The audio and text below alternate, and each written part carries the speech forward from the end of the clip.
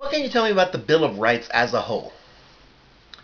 Well, back when the Philadelphia Convention was called, it was not 1776, but 1786. In 1776, we declared independence from England. We had a 2-year war, and we had the Articles of Confederation. There were 13 colonies. These colonies were a confederation, and they agreed to rule themselves independently.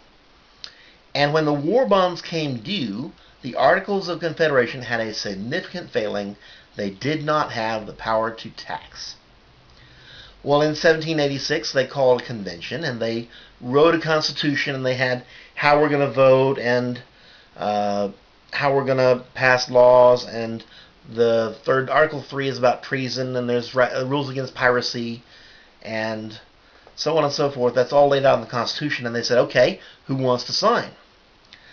And they thought about it. They said, this isn't really what we want to sign yet. We're not satisfied.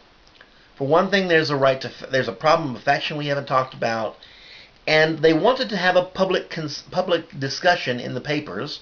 Benjamin Franklin famously had a press, and they wanted to get the consent of the population. It was really kind of a small group of people who knew what was going on.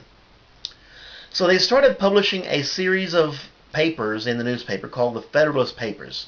They were not called the Federalist Papers at the time. They were gathered together later and called the Federalist Papers. And the person who wrote in the pen name of Publius. Publius Vegetatus was the Roman who said famously, let him who would love peace prepare for war, or sue for peace by right of arms. And the opposing opinion in the press was given by Cato. Cato took the devil's advocate to Publius's views. And they published their discussion, and at the end of it, people said, well, there are 10 things we want to do. They had 10 amendments. And those 10 amendments were the Bill of Rights.